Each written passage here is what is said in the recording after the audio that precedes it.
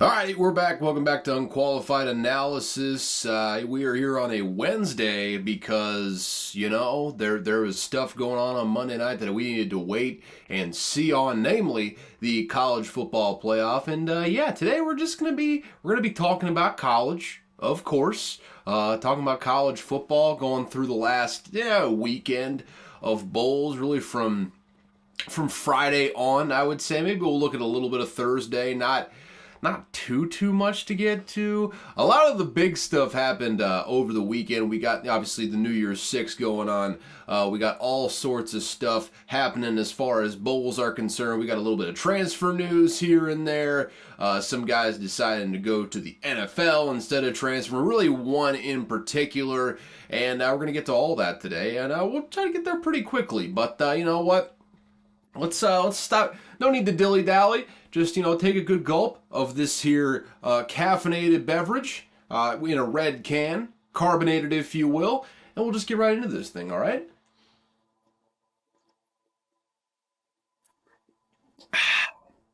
That's good shit right there. That is just excellent shit. Sorry, that's disgusting. Either way, let's start off with the biggest games on the docket here. Obviously, the two playoff games. Obviously, first and foremost, we had the Rose Bowl. Fantastic game. Michigan ends up getting the win 27-20. This thing was back and forth the entire day. I mean, in the first half, looked like Alabama might get run off the field. They somehow keep it within 3, 13, and 10 at halftime. Then the second half, script kind of flips, man. I mean, Alabama comes out, scores, nothing in the third quarter. Actually, scoreless in the third quarter for both teams, but Alabama was moving the ball in ways that they were not in the first half, and they were stopping Michigan's defensive line in ways that they were not in the first half. They get 10 points in the fourth quarter. Looks like Michigan might be on the ropes. Then J.J. McCarthy pulls one out in the clutch, gets a touchdown to tie that thing. It goes to overtime. Then in overtime, Michigan goes right down and scores. Blake Corum had himself a day down the stretch here. Bottled up for the most part. The defense has played out of their minds in this game. But Corum broke one away in overtime. They get the easy score. Then Alabama gets down on the goal line. Terrible snap. There was about 4 or 5 just god-awful snaps from whoever the Alabama center is. You hate to pile on the kid, but man, that was a story throughout the entire day in this one. I don't know what was going on there, but the center was not able to get the ball cleanly to the quarterback. Another low snap. Looked like it was maybe a read option sort of thing where Jalen Milroe could maybe swing it out to the back or something. I don't know. We'll probably never know the actual play call there. Even so, there was opportunity to bounce it outside, but Jalen Milroe just lost his mind. Yeah, just absolutely went full seeing red mode, runs right into the back of the offensive lineman on 4th and goal. He gets tackled harmlessly at the line of scrimmage. Michigan holds on to get the win 27-20. That was a heavyweight matchup, man. There were times where the defensive lines really kind of controlled this game, I would say, for the most part. And I would say where this matchup was won and lost for the most part was along the Alabama offensive line, the Michigan defensive line. Like I said, in the first half, the Michigan defensive line absolutely ate their lunch. And Jesse Minter, in particular, the Michigan defensive coordinator, absolutely ate Jalen Milroe's lunch. They were not really recognizing the blitz, not adjusting protection. Some of it was pass rush. Obviously, there was some good pass rush going on, but a lot of the pressures in the first half. Jalen Milroe got sacked a lot in the first half, and I'd say a lot of it was just not recognizing the blitz, disguising very well on the defensive side of the ball for Michigan. A lot of credit to Jesse Minter on that front. He absolutely had them rattled in the first half. And then in the second half, the Alabama offensive line started dominating again. They were moving Michigan off the line of scrimmage there for a little bit. It looked like Alabama might actually pull away, but ultimately it came down to which quarterback would make a critical mistake down the stretch.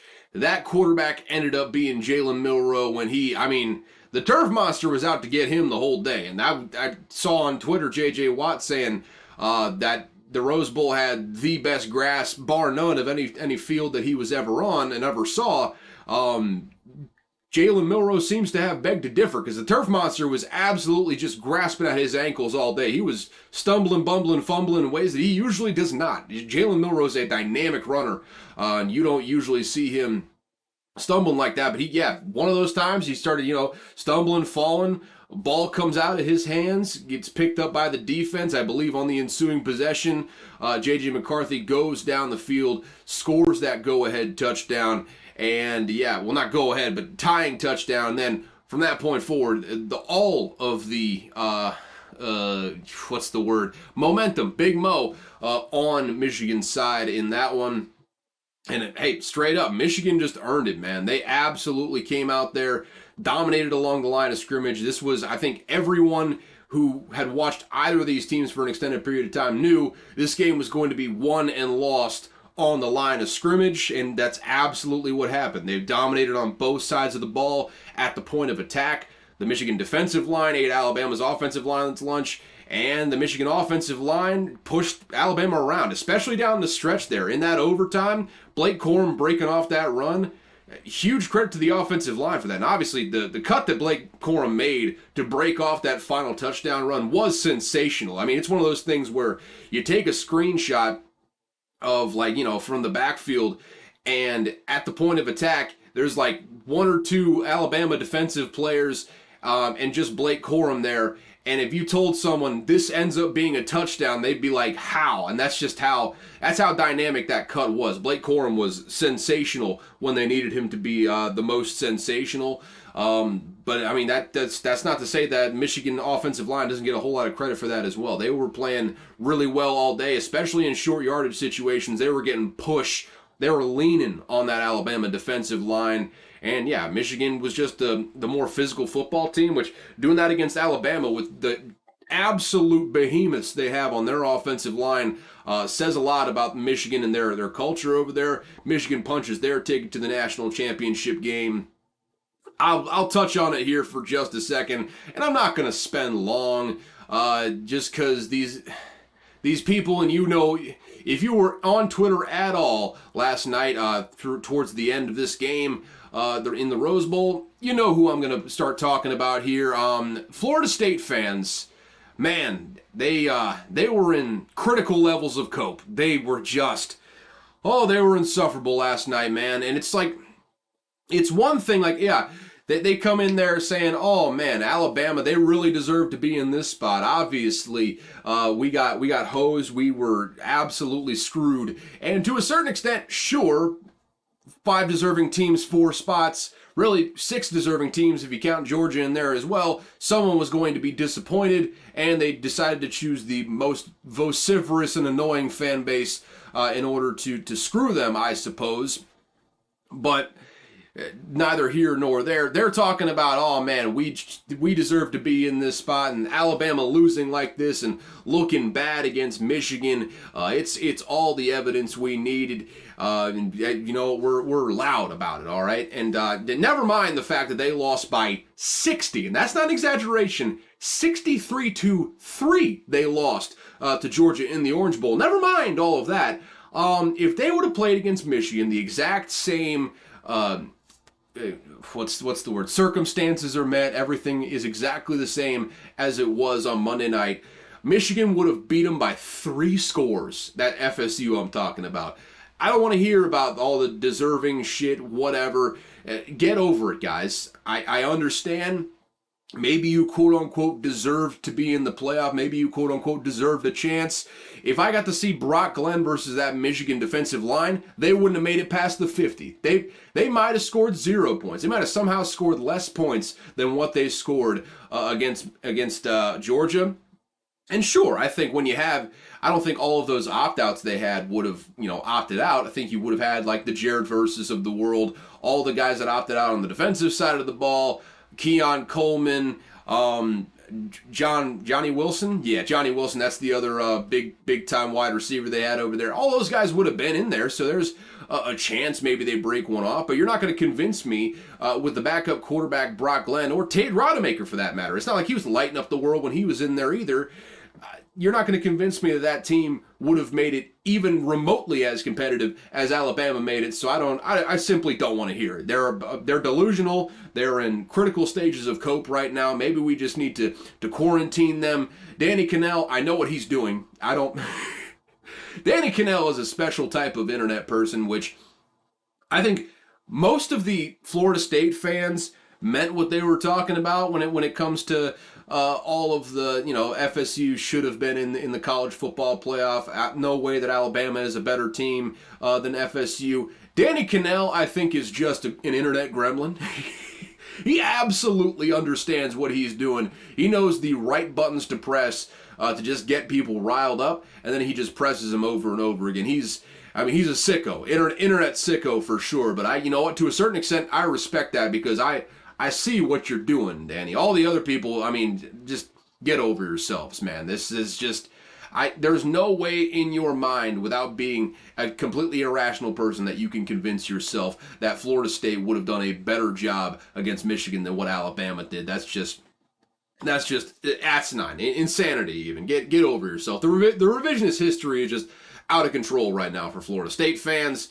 I assume they'll either get over it or people will stop paying attention. Either way, I'm sure whenever the national champion gets crowned, they'll be saying we should have been in this national championship too. So whatever, it is what it is. We got another semifinal game that happened. Started at past 9 too. I didn't go to bed until after 1. Didn't get to sleep till I would probably guess around 1:30. 1:45, and then my alarm went off at 6 this morning. So your boy, a little tired, a little bit tired. And you know what? That's why, to all the people that were making fun of people like me on Twitter saying you should start the game a little bit earlier, that's why I was upset, guys, because I had to wake up at 6 this morning, and now I'm tired. I'm a tired little boy now. And you know what? Maybe that makes me a little bit of a crybaby. Where? That's me right now. I don't give a fuck, man. It sucks. It sucks being this tired at work, but you know what? That's just the daily grind, folks. That's just the daily grind. Either way, besides its starting time, started entirely too late, but doesn't matter. I honestly think the second game was better than the first game, man. Washington taking on Texas down in New Orleans at the Sugar Bowl. ESPN accidentally, bold strategy to have not a pre-recorded shot, a live shot on Bourbon Street. You don't know what's going to happen unless you've been to Bourbon Street, and then you know exactly what's going to happen. And here's the thing. I know exactly, almost to the T, exactly where they were filming that live shot at. There is I don't know if it's a club or a bar or a house, like an Airbnb you can rent out on Bourbon Street. It is literally the only building where it looks like a house in the entirety of Bourbon Street. And on this balcony, at the top of this balcony, there's always people holding beads, shaking them around. And if you don't know the common local custom in New Orleans, specifically on Bourbon Street, is if you show some titties, you get some beads. Doesn't seem like a very equivocal trade, but that's the local custom. When in Rome, you act as the Romans do. And you know what? On this ESPN live shot, in front of this house where I am entirely sure that is where they were filming, some rambunctious young woman living her best life, stroller in front of her looked like, God bless her heart. I hope the kid didn't see that. She decides that she wants to make a little colloquial exchange for the beads. So, in front of God, the entire ESPN audience, the millions of people watching, she flashes a titty and gets some beads in return. A beautiful thing. Hilarious that it made it on the ESPN airwaves. And that's just, that wasn't even the best part of the game, man. There was some great football being played. Michael Penix is a monster. My goodness, Michael Penix is an absolute freak of nature. He was putting some balls out there that were just otherworldly. There's one I can think of off the top of my head as they got down into crunch time to Rome Odunze, put it right over a Texas defensive back's shoulder, and big time credit to Odunze too. That pass only works if you got late hands. If you bring your hands up any sooner than what Odunze did, the defensive back is going to know it's coming. He swats that pass away because it's right over his shoulder pad. Odunze does not put his hands out until the ball is damn near there. Just beautiful ball from the quarterback, Michael Penix. Beautiful catch from the wide receiver, Rome Odunze. That's why Odunze is going to be a top 10 pick right there. He's probably going to be drafted before his quarterback. I can almost assure you of that, unless Michael Penix comes out there and has a crazy combine. Because I tweeted about it during the game itself. Michael Penix's arm strength is hilarious. It is out of this world what he can do with a football. I'm talking like from a flat platform. I mean, throws that you were seeing in the first game that J.J. McCarthy and Jalen Milroe were just dirting off of bad platforms, not being able to get a whole lot of torque into it. Penix was on that same situation, same off platform, pressure in his face, throwing darts 30 yards down the field. The dude has got maybe the strongest arm in all of college football right now. I mean, even stronger than what Caleb Williams has. The dude is an absolute freak with the football, throwing it down the field. He's gonna be. It's all situation dependent when you get to the next level, obviously. But man, I hope the Vikings draft him, man. He is so good. I mean, at this point, not going to get Drake May, not going to get Caleb Williams, unless, hey, Bears might be open for business there at the number 1 overall pick. We might need to see how that one ends up going, but I digress once again on that. Probably not going to get those top 2. Little iffy on Bo Nix, though he lit Liberty on fire in the Fiesta Bowl. We'll talk about that here briefly in just a minute as well. Right now, my trained eye has just zeroed in on Jaden Daniels and Michael Penix, and I am still utterly convinced that Jaden Daniels is going to be a top 10 pick. There's no way that the NFL GMs are dumb enough to let Jaden Daniels get out of the top 10. However, being that the Vikings are going to be drafting later, if Jaden Daniels slips that far, I would be just having a fiesta at mi hacienda if we got Jaden Daniels. And if we got Michael Penix, wouldn't be that much less enthused, man. Those two right there have just kind of separated themselves in my mind as far as players that'll be at the Vikings range, someone that we can come on and get. I should probably say, though, Washington gets the win here, man. They had an explosive third quarter where they get 10 quick points, build that lead up to double digits, and then from there, Texas made a valiant comeback in the fourth quarter. They had a final drive where, I mean, Quinn Ewers put one on the dot to Jordan Whittington, like 50 yards down the field. They get right up to the goal line pretty much, and then Sarkisian, no other way to describe it, just pisses down his leg. Just a sad performance there in clutch time. We need to hold a special conference at all levels of football. I want representatives from all levels of football. I need a conference, like a professional conference, not like a conference of champions like the Pac-12 RIP. We need like a conference to get together, like the Geneva Convention, to band together and outlaw the goal line fade once and for all. I swear to God, it worked once with A.D. Mitchell late in the fourth quarter. It was a beautiful catch, a little bit mistimed jump, but a beautiful catch nonetheless from A.D. Mitchell. And then Sarkisian's like, oh yeah, that is the number one play from now on that we're running at the goal line. To hell with all creativity, to hell with any sort of route concepts that would get guys maybe butt naked wide open. We're just going to be throwing a fade up to our guy in the corner, and he's just going to outbeast the other guy. It is the most despicable play in all of football. Any level, the back shoulder fade, if you get it right, it looks beautiful.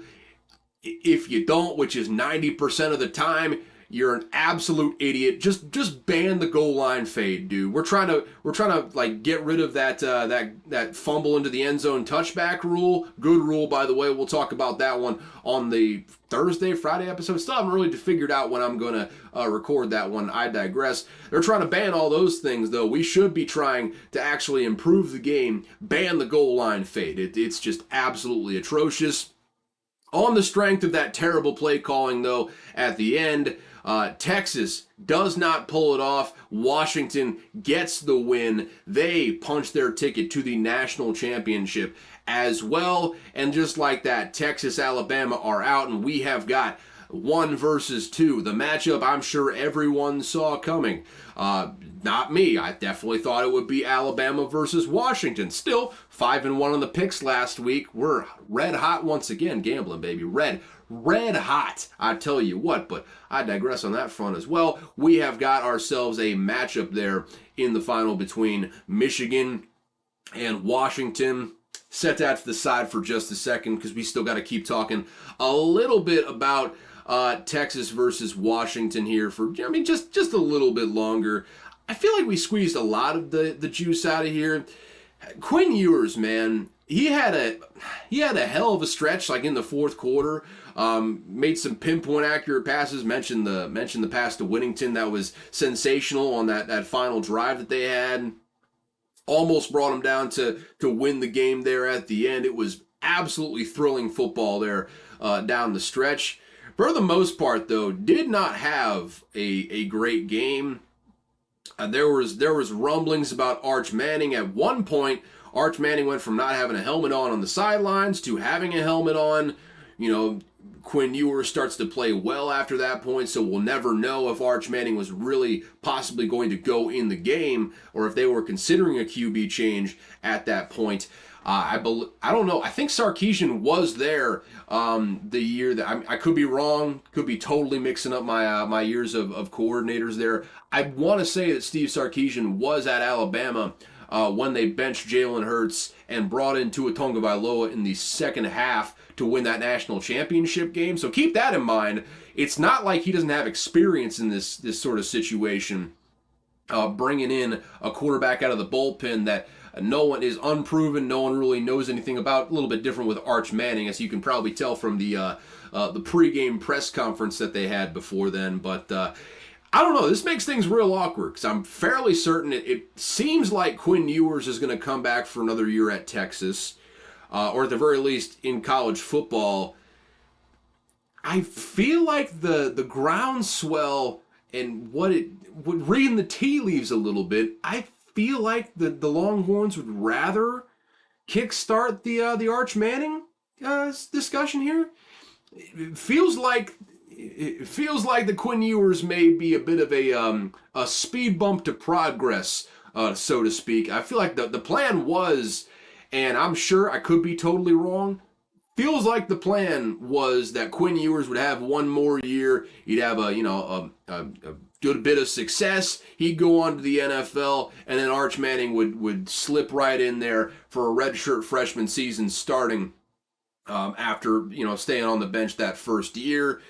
Quinn Ewers is making a little bit of a complicated decision right now, and you guys should stay locked in on that Texas spring practice. I think we're going to find out a lot, and don't be shocked. I mean, first off, we got to see if Quinn Ewers stays the year. That's not confirmed. It seems like the rumblings at the end of the season from people in the know were that Quinn Ewers would stay next year in college football. That being said, that's not a guarantee, so we'll wait and see on that. But assuming that he does stay, watch that Texas spring practice, man, because I would not be shocked at all if Arch Manning comes back into spring ball, looks like a much better player than what he did in his freshman year, and Steve Sarkisian has to go to Quinn Ewers and be like, hey, look, man, there is this transfer portal window that opens up at the end of spring ball. You're probably not going to be our starter here. It is your decision on whether you'd like to go into that portal or not. Just watch that. Just watch that, because I get the inclination that the plan was for Arch Manning to start going forward,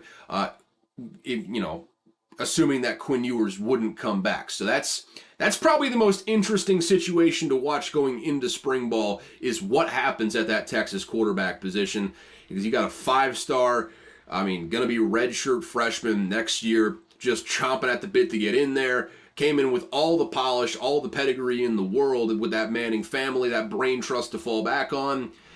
What is Quinn Ewers going to do? What is Sarkisian going to do? That is going to be very, very interesting storyline. Probably the most interesting storyline of spring ball to go out there and follow. But yeah, with that said, wrung about as much juice as I can out of that one. Let's talk a little bit about the national championship matchup, shall we? Michigan versus Washington. I believe, unless the line has changed, it is still Michigan minus 4.5, and I'm pretty sure pretty much all of the books have Michigan minus 4.5 right now. I'm gonna hold off. I'm gonna hold off on picking this game. I haven't decided whether I am going to bet on this one or not. I think it depends on line movement. But I'll just say right now, my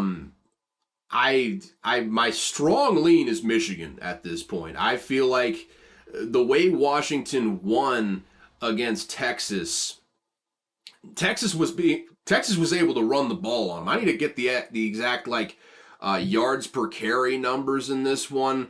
Yeah, I mean they got 180 yards as a team, did Texas.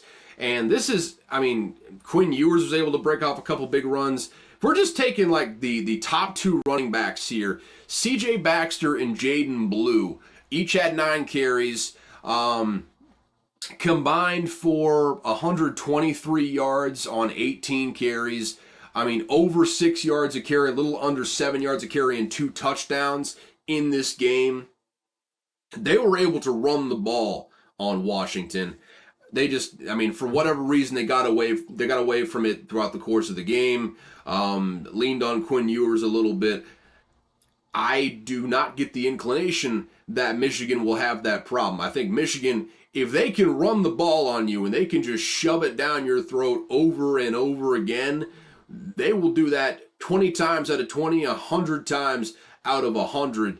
I mean, there is, and obviously it is under the interim head coach, so take it with a grain of salt. But against Penn State, they ran the ball 30-some plays in a row to end the game. In that one, they'll just run it down your throat if you can't stop them doing that.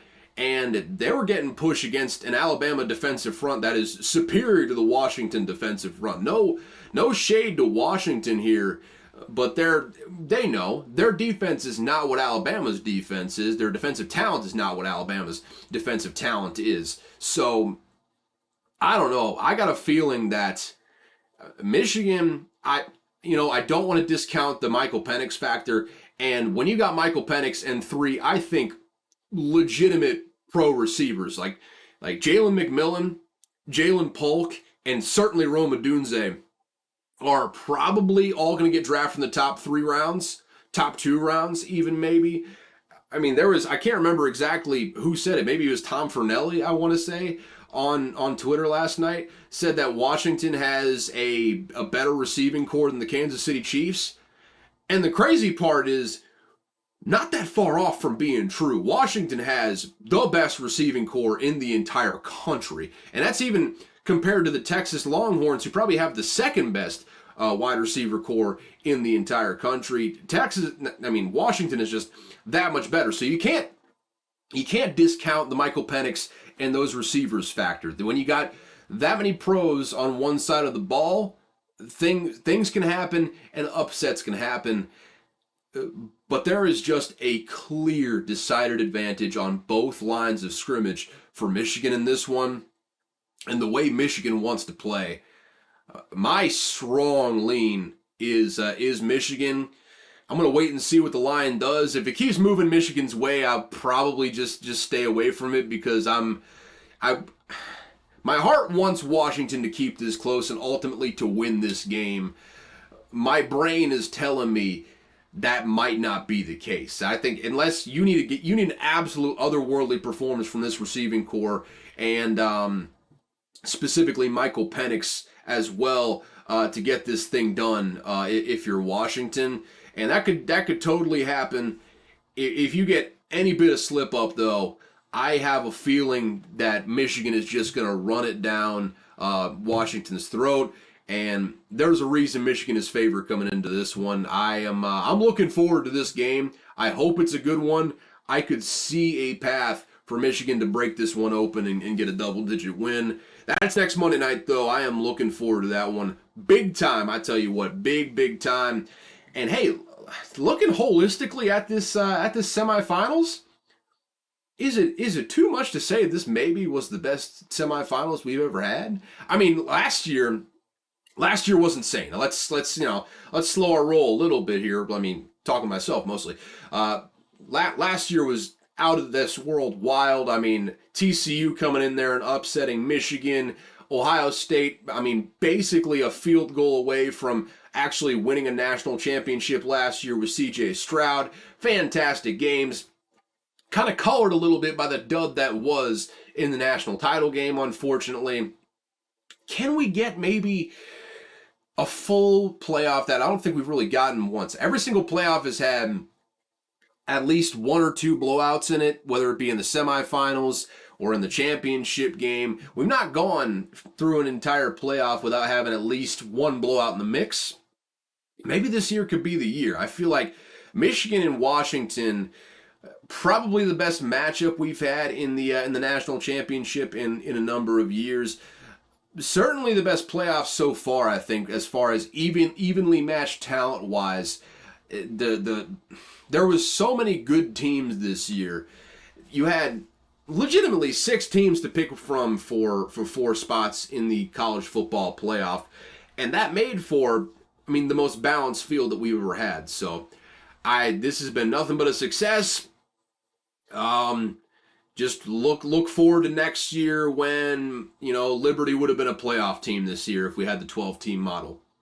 Good luck. Yeah, six highest ranked conference champions are getting a bowl bid, which, hey, if we're going the next year, there's only four power conferences now, if you count the ACC as a power conference, I suppose. Now it's going to be 2 group of 5 teams getting auto bids. Hope you're excited about that. I know a couple people that feel very strongly that the 12-team model is better. You'll find out eventually. But, we're going to enjoy this 4-team playoff while we got it for this last year. And we'll cross that shit show bridge when we come to it. But, yeah, that's your national championship game next Monday. Washington, Michigan at Jerry World. They should make the national title played at the Rose Bowl every single year. Kirk Herbstreit put this out there. I think a lot of smart college football minds think so. I mean, it's the most immaculate setting in all of college sports, man. The Rose Bowl is just awesome, absolutely fantastic. We need to have as many sporting events as possible there. Just wring that sucker dry, absolutely dry.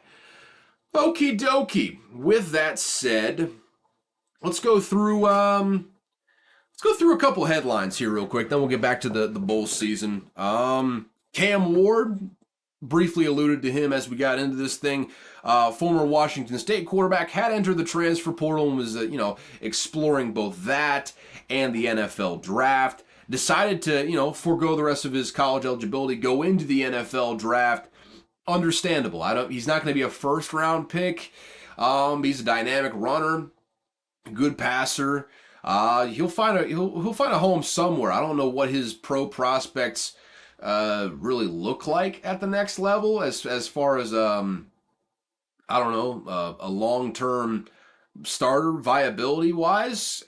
All kind of depends on where the situation he goes to, but respect for him doing that. That's another big time transfer portal quarterback, possible program changing quarterback, a guy that you can bring in as a free agent and possibly put you over the edge, off the board. He was a big time candidate to go to Florida State with Jordan Travis not being back for another year. And with Cam Ward being out of the equation, Florida State quickly zeroed in on the next best quarterback on the board, DJ Uiagalelei. He is transferring to Florida State now. He will be a plug-and-play starter there next season, I would imagine. So yeah, good pickup for Florida State. It's going to be tough to replicate what they did this year with all that talent going out the door. You saw how it looked in the bowl game. Not awesome with all that they're going to have going out the door. There's going to be a lot of high draft picks that are not going to be on that team anymore, specifically on the defensive side of the ball. DJU will probably keep the ship afloat, though. I think that's a good pickup there. I think Clemson's probably going to be a lot better this coming year. Outside of that, still, I mean, Miami's on the come up. Louisville's certainly on the come up, as we saw this past season. So, hey, Kitchen might be a little bit hot in the ACC for once, which we'll see. They might be in for the same sort of swan song treatment as the Pac-12 here. Keep an eye on Florida State, man. They're making some legal moves to see if they can get out of this grant of rights.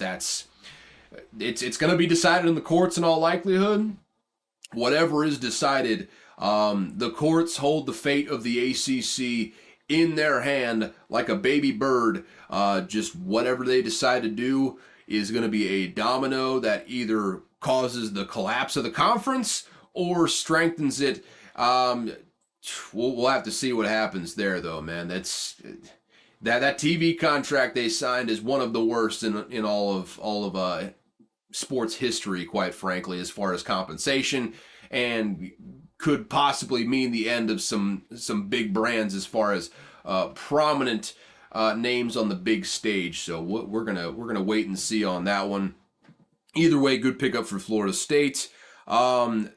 Another quarterback off the board, which I was surprised to see that KJ Jefferson was actually rated a 3-star on 24/7 as a transfer portal guy.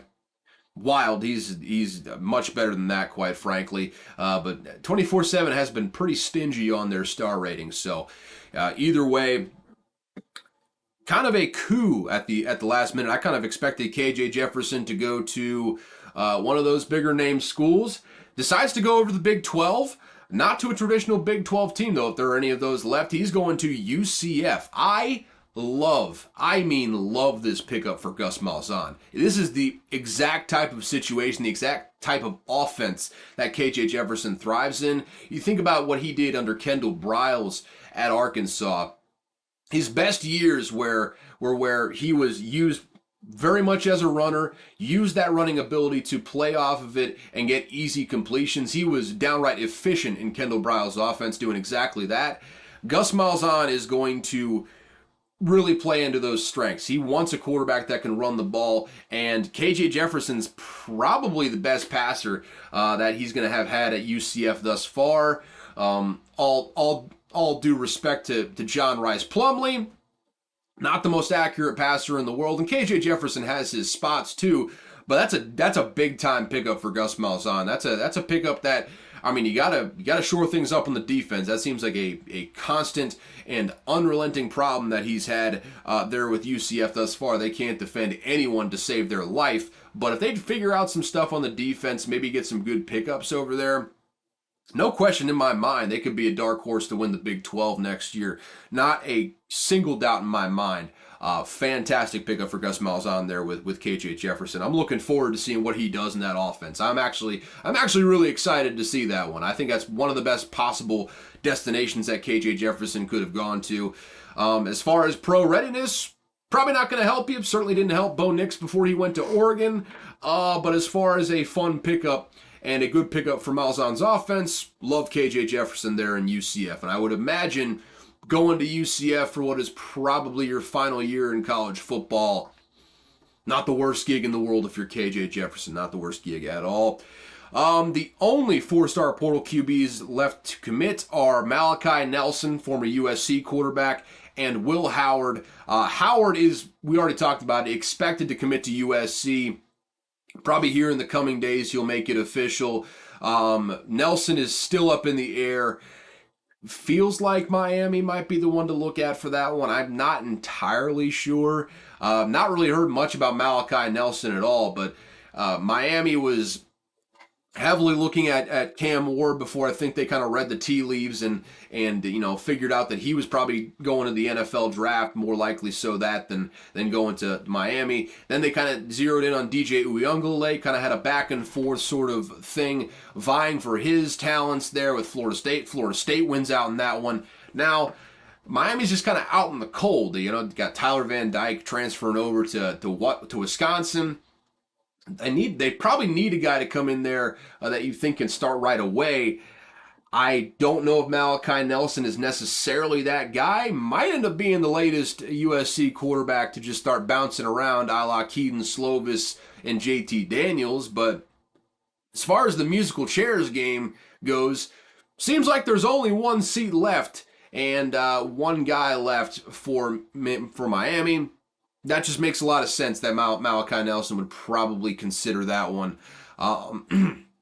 Probably got some other suitors, I would imagine, to vie with does Miami, but they got to win one of these battles. They're recruiting their ass off as far as just the raw high school recruiting goes. Probably need a guy like Malachi Nelson in the door. That would be my assumption that Miami ends up becoming the front runner for that. No knowledge whatsoever, just reading the tea leaves as I am wont to do.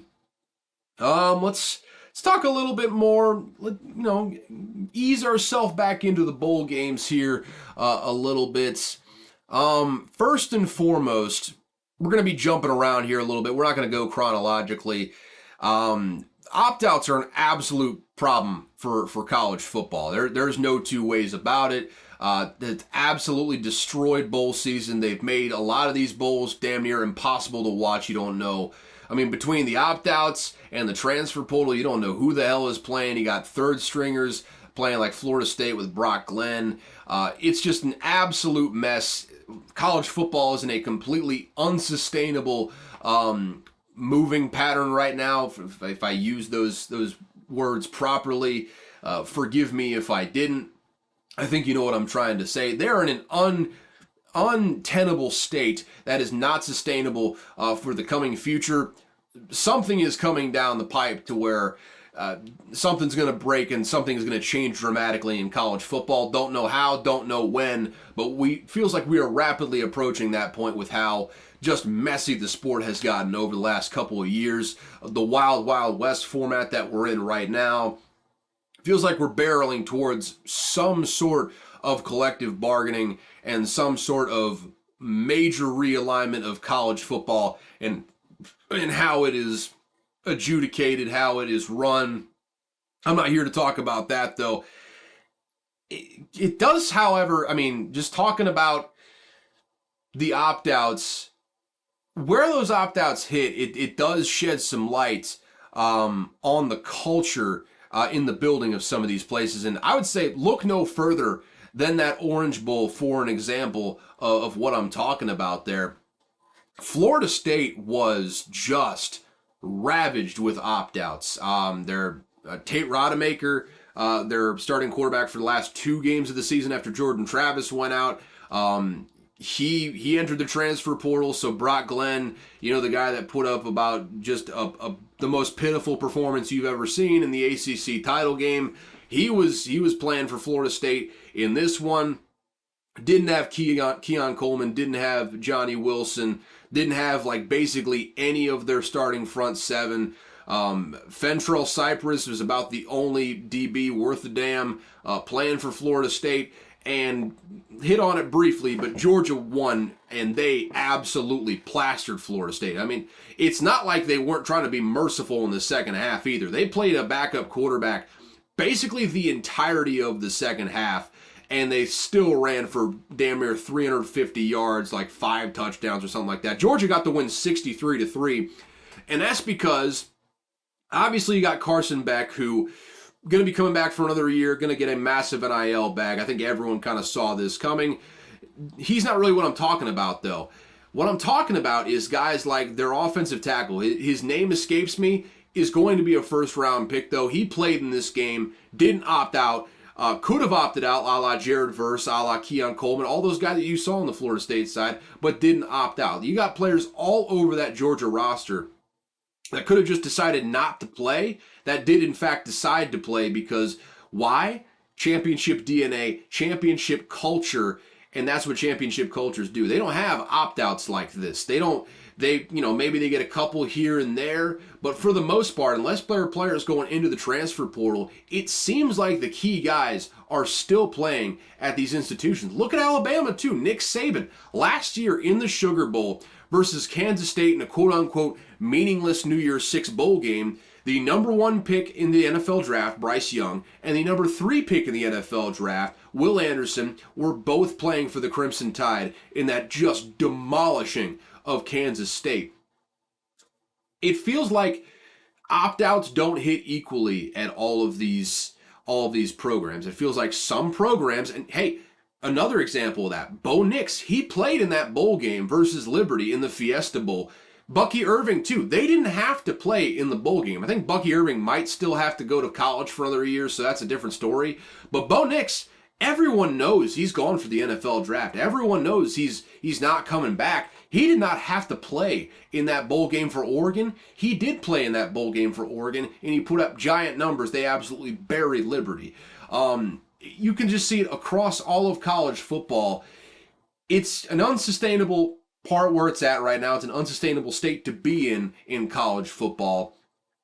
But it's very illustrative watching what teams are hit hardest by opt-outs and noticing which teams don't necessarily have those same problems. It is illustrative of the culture in the building. And that's not to say Florida State has a bad culture per se. That's just to say Florida State does not have a championship culture like Georgia, like Alabama. Interesting to look at there, just something I kind of noticed throughout the course of the bowl game schedule. Obviously something I was scrolling through Twitter and saw made mention of by a couple people. There's a lot of truth to it. All you got to do is look at it, and it's a big reason why I've said it basically every college football episode since I want to say like November. I feel very strongly that Georgia is going to win the national championship next year, and Carson Beck is going to be a Heisman finalist. I'll book that right now. I feel very strongly about that one. What else we got though? Moving on from that, Tennessee, they beat the absolute piss out of Iowa, man. I mean, they absolutely throttled them, 35-0. I bet one more for the road, under 36.5 in Brian Ferentz's final farewell game in Iowa. You got to bet that under for one last one for the road. And Josh Heupel tried to kill us, man. He was, 40 seconds, I think like 38 seconds left in the ball game. It's a first down. All you have to do is take a knee. They got the backup quarterback in there. No reason, absolutely no reason to go for it. And they are just, clock running, by the way. They don't need to do anything but take a knee and get this thing home. And they are throwing balls in the end zone. My butthole was puckered something fierce as an underbetter at 36.5. Couldn't do it, though. Could not get that final touchdown to cap things off there. The under survives. Farewell, Brian Ferentz. We will miss you, sweet king. But that aside, Tennessee dominated this game. And you may remember me mentioning a couple weeks ago, or maybe it was last week or the week before, I can't quite remember. Either way, that Joe Milton opted out of this game, and that was kind of a little bit different than a lot of the opt-out situations. I think the writing was on the wall for that one. They're like, look, we know you're going to the draft, Joe Milton. It is what it is there. Maybe give us a one quick look at Nico Iamaleava, the number 1 overall recruit, I believe, in 2023. 5-star quarterback just sitting there waiting in the wings, true freshman. Still going to be able to keep his red shirt, but not going to matter. He's got 2 years left of eligibility, then he's gone for the draft in all likelihood. Let's just get one quick look at him just to see what we got. It's a great test for him, and I think there was a little bit of a wink and a nudge that, hey, Joe Milton, you step aside, let this young kid get his time to shine. And boy, oh boy, did Nico Iamaleava put on a show, man. The numbers, as far as the raw yardage, not fantastic. And I think a lot of that has to do with, give credit to the Iowa Hawkeyes defense where it's warranted. They're a great tackling unit, and they absolutely do their job as best as they can. I'm telling you what, though, 4 touchdowns for Nico Iamaleava, 1 passing, 3 on the ground. Boy, this was if you're a Tennessee Vols fan, you have got to be just giddy, absolutely excited what you saw from Nico Iamaleava. And it's not like he put up huge passing numbers, but 7.9 yards per attempt. The fact of the matter was, the second Tennessee scored their 14th point, they knew this game was in the bag. They going up 14-0 in the second quarter, and then basically just ran the ball right down Iowa's throat. Just look at the distribution here. 54 runs to 20 passing attempts. That should tell you everything you need to know from Tennessee. Nico still had just under 8 yards per attempt passing the ball, no interceptions, no turnovers whatsoever against a really, really solid Iowa defense. That's another team right there where, I mean, credit to Kirk Ferentz, man. He's done a hell of a job over there for decades upon decades. That's another team that you're not seeing a whole lot of opt-outs from. Maybe they don't, they don't flash at the top of college football. They don't, they don't go to the national championships or anything like that, but a real championship type of culture over there, and you see it based on who's playing and who's not playing. Cooper DeJean probably would have been playing in this game if he hadn't have been injured down the stretch of the season. So keep that in mind as well. But my goodness, Nico Iamaleava is just, he looked like a stud in this game. And obviously the rushing numbers weren't pretty just because it's quarterback rushing numbers. It takes into account sacks and all that stuff. It's the dumbest thing in the world how they do rushing numbers for quarterbacks in college football. I digress on that front. 3 rushing touchdowns, 1 passing touchdown. Just watching the kid move. He's got to put on probably another 20 pounds or so. He is angular. He is tall and he is skinny. But my good, the way he moves for a guy that's probably 6'6", 6'5", something like that, it is something special. Josh Heupel's got himself a dog over there, man. I feel like with a full off season, going into next season as the starter, I think there's a real chance that if you get a couple, little tweaks in the receiving core, get that thing up to the snuff that it was in 2022 with Hendon Hooker in there, I think you could see Nico Iamaleava put up Hendon Hooker-like numbers as soon as next season. I think there's a real chance that if you make a couple tweaks here and there, keep the running game as strong as it is now, and add in a couple pass catchers for next season, I think there's a very good chance that you see Nico in that Heisman discussion when it's all said and done. I was absolutely impressed with what I saw from Nico Iamaleava in this game. And if you're a Tennessee Volunteers fan, with how loaded the SEC is looking next season, you've got to be just giddy with excitement that you've got this guy in the building. Between him and Arch Manning, they were the 1 and 2 prospects in last year's recruiting class. Boy, the SEC has got some quarterback talent coming back next year, man. It is going to be a lot of fun. Maybe not so much for Mississippi State, but 6-6. Get me to a bowl game, baby. Just get me to a bowl game. Man, watch out for Nico Iamaleava next year, man. That is an exciting way to end off the season if you're a Tennessee Volunteers fan. And it is exactly what you were hoping for when Joe Milton decided to take off for the bowl game. Get a quick drinkski here real quick.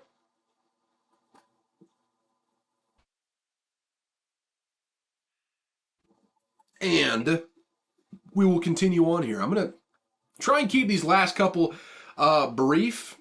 Just a little brief here.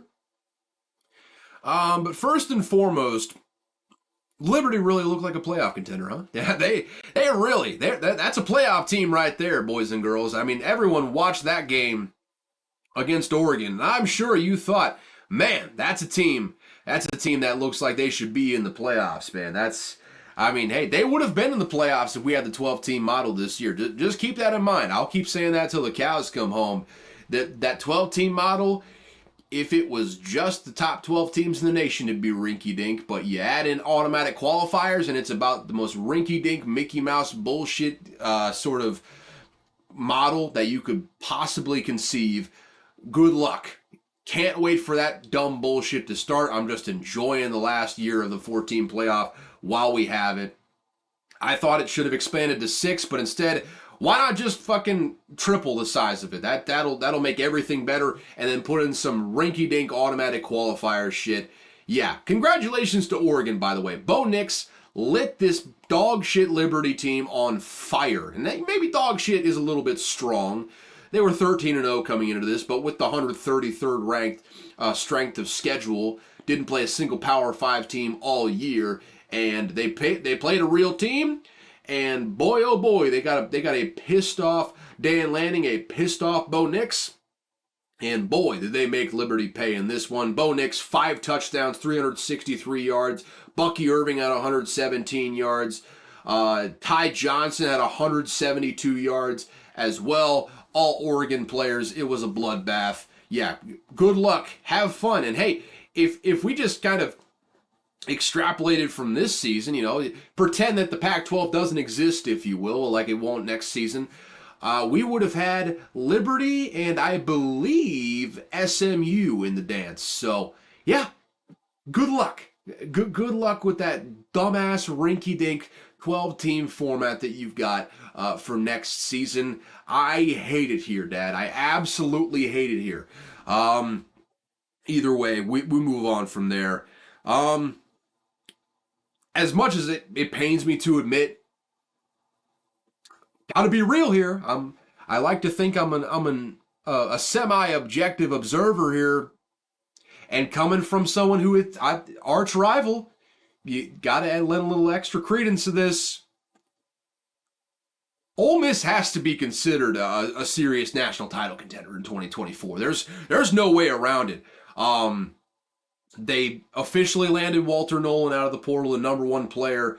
Who knows what? I mean, I don't want to put any evil out there, so I'm just going to stop that right now. There's another 5-star from Texas A&M in an area that Lane Kiffin really likes to go after. That may be a possibility for there as well.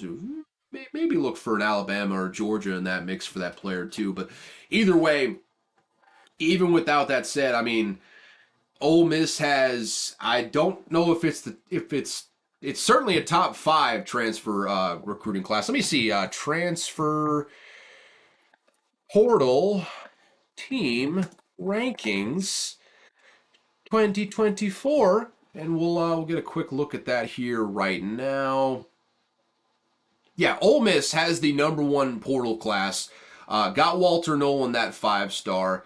Also got about a million other really quality players there. I don't know. Browse free with ads. That's what I'm looking at here, man.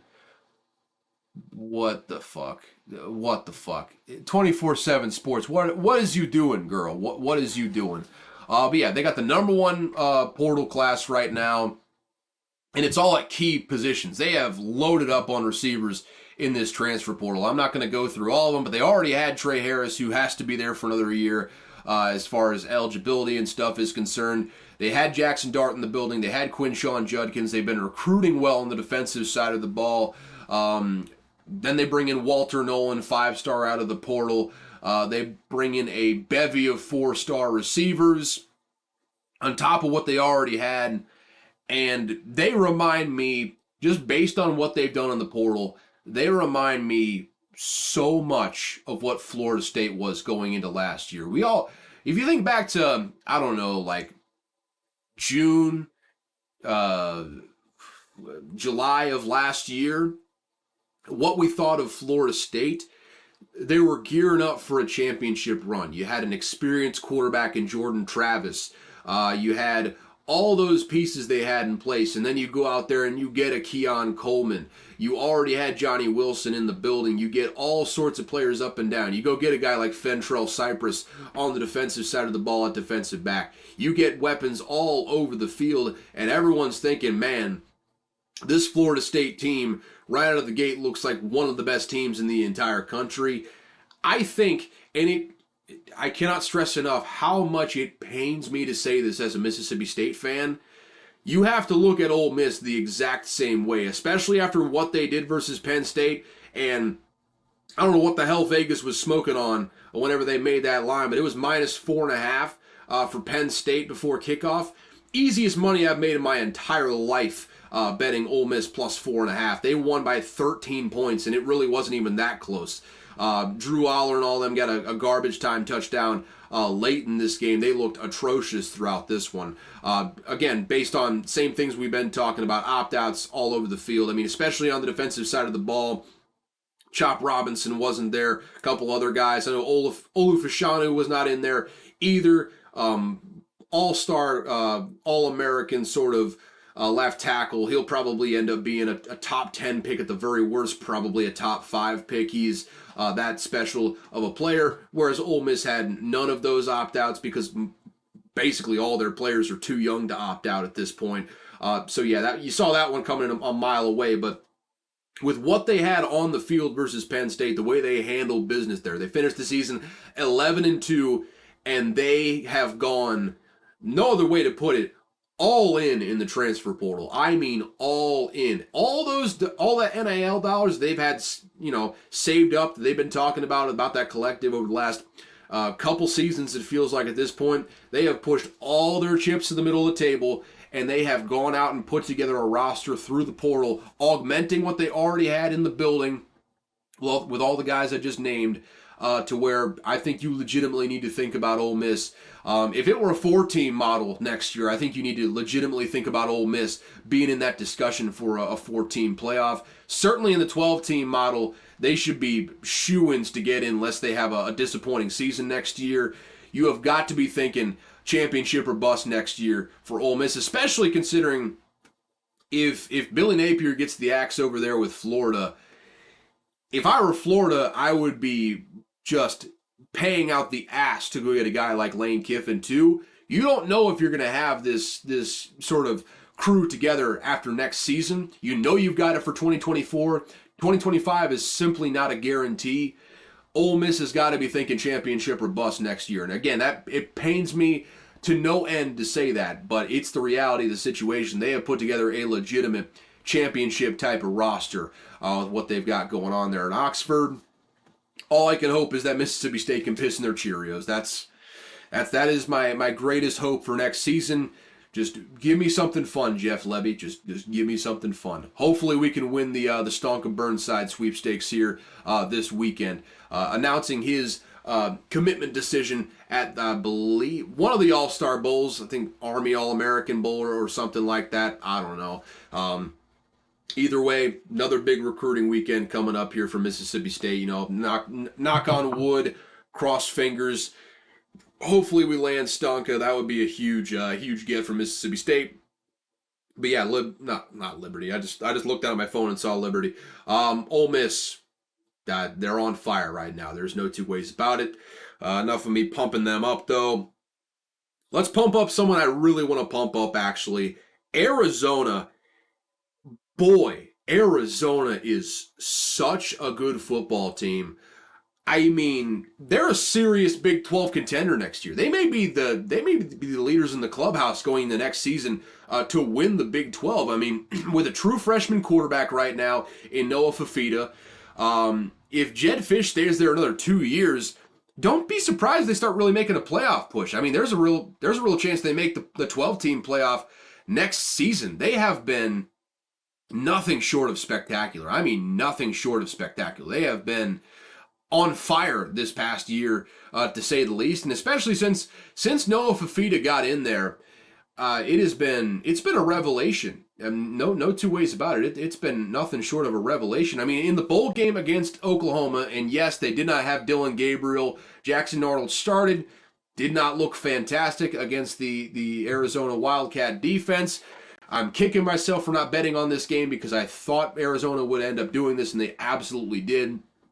But, I mean, Noah Fafita, 354, 2 touchdowns, 1 interception, just played efficiently throughout the whole game pretty much, 9.3 yards per attempt, absolutely just slinging the ball down the field. And they've got him, like I said, he's a true freshman. They're going to have him for 2 more seasons at least, so long as Jed Fish is there. It needs to be talked about more. One of the most unheralded coaching jobs in college football. They had 1 win, a single win in 2021 under the previous regime. In 2023, they just got 10 wins. They just got 10 wins, and they just got a bowl win over the Oklahoma Sooners, who are on their way into the SEC. Is there a team in the Big 12 right now that you could say, definitively is going to be better than the Arizona Wildcats going into next season? Because I can't find them. I simply can't find them. What are you going to put Oklahoma State out there? I think Mike Gundy's going to have them in the mix. He always seems to. One of the best coaches in all of college football. But I don't think they've got a quarterback like Noah Fafita. I think Noah Fafita, just looking at the Big 12 right now, I mean, just based on what we're dealing with here, I mean, KJ Jefferson, maybe you could say he's a more experienced quarterback to say the least.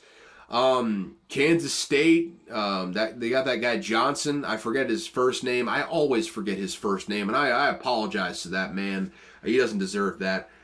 Outside of that, who scares you? I mean, Jalen Daniels, if he can stay healthy, might be the front runner in with Kansas, but man, Arizona coming into a new conference is looking like a playoff team next year, quite frankly. They're absolutely looking like they're gearing up for a playoff run.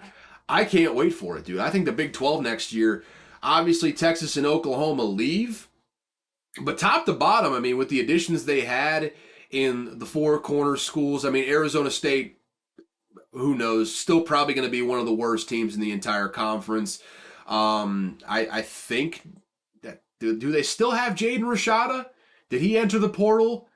I don't know. I'm pretty sure they still have Jaden Rashada, so that's something to build around, I suppose.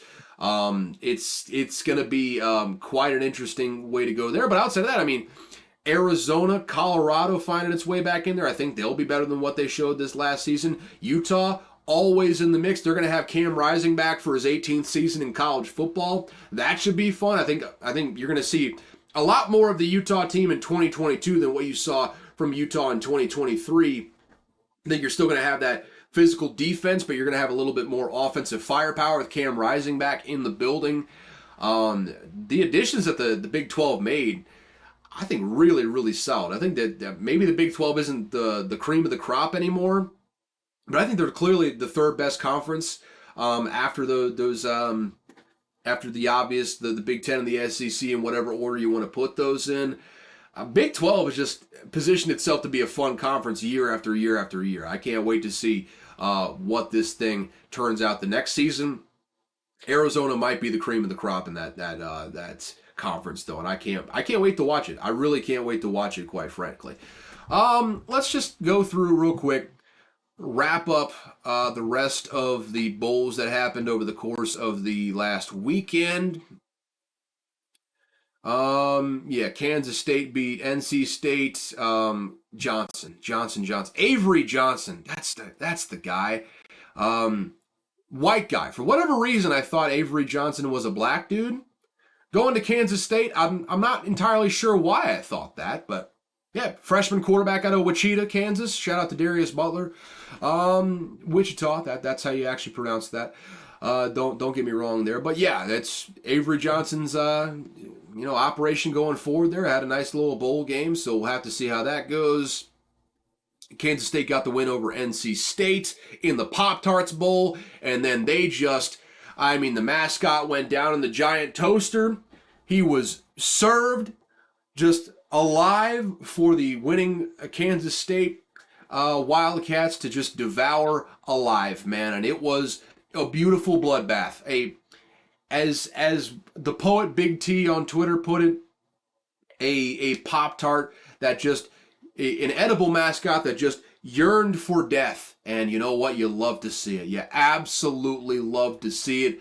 The Pop-Tarts Bowl mascot being devoured on live television is just, it's beautiful. It's absolutely beautiful. It's a great piece of theater, and I hope to see more like that. Cheez-It Bowl, I'm looking at you, man. If there's any sort of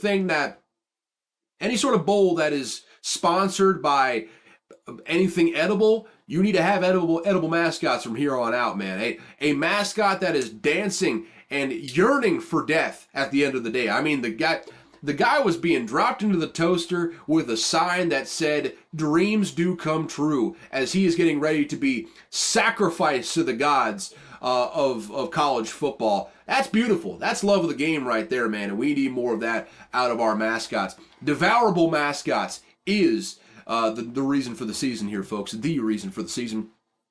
Outside of that, would have been a playoff team if the Pac-12 didn't exist. SMU, they got beat by Boston College, so have fun. Rutgers beat Miami.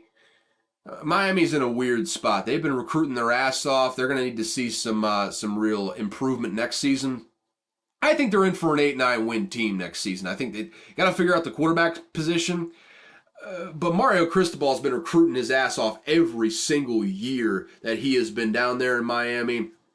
I think they're in for a bit of a breakthrough year next year. Maybe not quite the upper echelons of college football, but I think they're in for a breakthrough next year. Tough one to lose against Rutgers, though, in the Bad Boy Mowers Pinstripe Bowl. Outside of that, Missouri beat Ohio State. Boy, you want to talk about some sad, terrible football. We went 3 quarters, and going into the fourth quarter, the score was 3-0 in favor of Ohio State. We had a quarterback for Ohio State in Devin Brown wearing the number 33. And is it fair? Maybe not. But me being a judgmental person, if you're a quarterback wearing 33, you stink. There's not a quarterback alive that has worn a running back number and played well. I'm just going to put it out there right now. And Devin Brown for Ohio State did not do anything to assuage those preconceived notions. He went out kind of early, though. They were starting a true freshman that they didn't trust to even throw the ball. Just a disgusting display of offensive football. Brady Cook and the Missouri offense kind of turned it on a little bit in the fourth quarter. They leaned on him and leaned on him and leaned on him. Cody Schrader had just been a workhorse the whole game. And then eventually in that fourth quarter, the dam just kind of, broke. Missouri gets the win 14-3 in the Cotton Bowl. And, you got some angry Ohio State fans when it comes to the future of Ryan Day over there. That's going to be an interesting one. If he does the same thing next year, I would not be shocked at all if they just, fired him and then made an all-out push for a guy like Mike Vrabel. That's a possibility on the horizon there. Just keep an eye on that. Notre Dame, some guy named, I believe, Steve Angeli started for them at quarterback. The good thing is their program didn't totally implode over the course of this offseason like Oregon State's did. They beat the piss out of Oregon State 40-8. That was, Tony the Tiger, Sun Bowl. Hey, we need a giant bowl of Frosted Flakes for the winner of that one. Edible mascots, baby. Edible mascots. I want Tony the Tiger being devoured on live television whether he wants to or not, baby. We're thirsting for blood in bowl season. I'm telling you, we're thirsting for blood. Clemson pulled off a thriller versus Kentucky. I mean, had to come back in the fourth quarter versus Kentucky too. And I saw Dabo Swinney getting clowned. I mean, going from winning national championships to reacting emotionally to winning a bowl game. Y'all are just a bunch of losers, and you're telling on yourself by giving Dabo Swinney shit for that. There's plenty of stuff to give Dabo Swinney shit for. He's a weird guy. Is a bit self-righteous for my taste in a lot of situations. But the dude he's a good football coach, man. He's a good football coach. After what they started the season with, they end 9-4, get that 9th win. They're in good shape going into next season. Phil Maffa had 4 touchdowns in this game. He needs to use the transfer portal a little bit more, Dabo Swinney, but he's a good football coach, man. And wins like this are important for maintaining a culture and continuing to build into the next season. I got no problem with the way Dabo Swinney reacted at the end of this game. You got to celebrate the wins where you can get them. I think Miami would have loved to have a win like that in the Bad Boy Mowers Pinstripe Bowl. So I mean, winning one in the Gator Bowl. It doesn't matter if Kentucky is not the greatest team in the world. It's winning a game like this, coming back like that. It's good for the program. It's good for the culture moving into 2024. I would consider this kind of a springboard type of game for the Clemson Tigers. I got no problem with that. Yep. Memphis beat Iowa State. Rocco Becht was out of his mind in this one. 446, 3 touchdowns, 0 interceptions. Came damn near to coming back there in the fourth quarter on a couple different instances, but was not the case. Memphis gets the win. They get their 10th win of the season, 36-26 in the Liberty Bowl. Kind of low key, one of the more consistent group of 5 programs in the nation. Memphis. They've just been like chugging along, solid. That's where Mike Norvell came from, by the way, Memphis before he was at, what's the program? Florida State. Thank you very much, Brain. Yeah, they've just been low key, just chugging along, solid for many years. Credit to the Memphis Tigers, man. They're a really solid football program there. Already talked about all the New Year's Six pretty much. Maryland got a win against Auburn. There was some credible rumblings, and all you had to do was watch the game to know that maybe Hugh Freeze wasn't so focused on, say, game planning on the defensive side of the ball as he was focused on the recruiting trail. Take that for what it's worth. Auburn lost accordingly, 31-13. Not good at all. And yeah, LSU got the win. Garrett Nussmeier actually looked pretty good. You didn't have Jaden Daniels in that game, but I think with what you saw from Garrett Nussmeier in this game, 395, 3 touchdowns, 1 interception, had a clutch drive in the fourth quarter to go ahead and get that win, 35-31. Also, playing in this game, again, talking about culture, talking about opt-outs, had Malik Neighbors, a shoo-in first-round pick, playing in this game. Jaden Daniels didn't play understandable, he is a quarterback and all, but you did get Malik Neighbors there. You did have Jaden Daniels on the sidelines cheering on the team, which I have mixed feelings about. If you were a player on that team, I would probably have mixed feelings about that as well, but I'm not, so I'm not here to cast judgment. Yeah, I think you got to feel good if you're LSU too. You got to, wholesale changes are coming on the defensive side of the ball. Make no mistake about it. I would expect a defensive coordinator change over there and serious personnel overhaul, especially with the late transfer portal window coming up here in the spring for LSU. But yeah, that LSU got to feel good about going into next season with Garrett Nussmeier. I think he showed you some good things here versus Wisconsin, which not as traditionally strong on defense as they have been in the past, but still quality team to go up there against and throw damn near 400 yards. And you still got, I believe, Brian Thomas coming back for another year as well, unless he declares for the draft as well with Malik Neighbors. So we'll see. Got to feel good if you're an LSU fan right now. And yeah, that's pretty much it. I think we're pretty much done with that one. Real quick, looking ahead at next week. I've officially gotten to the point where I'm tired of the Aaron Rodgers interviews, man. I'm over it. I'm totally over it.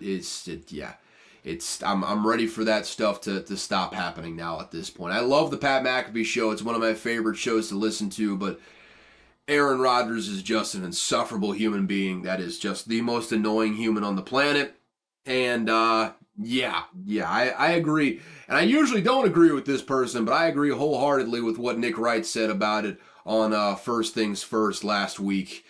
Yeah, we'll leave that there. But looking at the board for next week as far as gambling is concerned, it's probably going to be pretty pared down this week, boys and girls. I took a quick look at what the NFL slate has in store, and I'll tell you what, I hate this board, folks. It is a putrid, disgusting board filled with just potholes left and right, it feels like. I don't feel good about any of these games. It's Week 18, so teams like the Ravens are probably going to be sitting starters. 49ers, teams that have either clinched their division and cannot move up in the standings, or clinched the number 1 seed like those two teams I just mentioned. Weird stuff happens in Week 18, and I feel terrible about the entire board. So it feels like it's going to be a pared down week of picks here in the final week of the NFL regular season. But one bet that did jump out to me and just shining like a beacon of light, a ray of hope, if you will, on this week's slate. I got the Bills -3. That is my early pick. We'll get probably a couple more in there on the next episode, but Bills -3, especially with Bradley Chubb going out with an ACL. Who the hell is going to get pressure on Josh Allen? And if you don't get pressure on Josh Allen, he's going to just dice up your defense. I think the Bills end up winning. I think they end up winning by more than 3, so I think they cover, and that is why I picked the Bills. That is my one pick right now. I'll come to you with probably a couple more for the next episode. With that said, though, it's a good hour, 20-minute long episode. Let's cut it off there, shall we? Thank you so much for tuning in to Unqualified Analysis. We do this twice a week. The days are getting weird on us right now. It could be probably going to do the same sort of deal next week, where it's either Wednesday, Friday, or it's Wednesday, Thursday. I don't know. We're going to just kind of figure it out as we go along. But we're doing it twice a week for right now until the end of the football season. Then it'll go back to once a week. But yeah, you can listen to us, most places you get podcasts. I mean, if you're listening to it on Apple, Spotify, YouTube, Amazon, you name it, just go ahead and subscribe there. If you want to follow me on Twitter, link will be down in the description. Caleb Verzak. Shoot me a DM if you want to contact the show, or shoot me an email, unqualifiedanalysis@gmail.com. That's also in the description. So you can just, conveniently copy and paste from there. With that said, though, thank you so much for tuning into Unqualified Analysis. As always, I've got no clue what I am talking about. However, one thing I learned this week, if I can ever find it on my phone, one of these tabs, there we go. This one I think I legitimately learned over the course of the last week. Bear, whom you now know for the aspirin, was heavily involved in human experimentation at concentration camps during World War II. Specifically, they were running drug trials on camp prisoners in places like a camp you might have heard of, Auschwitz. Also, in the 1980s, they knowingly supplied hemophilia medication contaminated with HIV to Latin America and Asia because they didn't want to take a bath on the investment they had already put into the product. Bad guys. Bad company. Don't trust them. Either way, y'all have a good one. Chew on that one till I see you in the next day or so. See ya.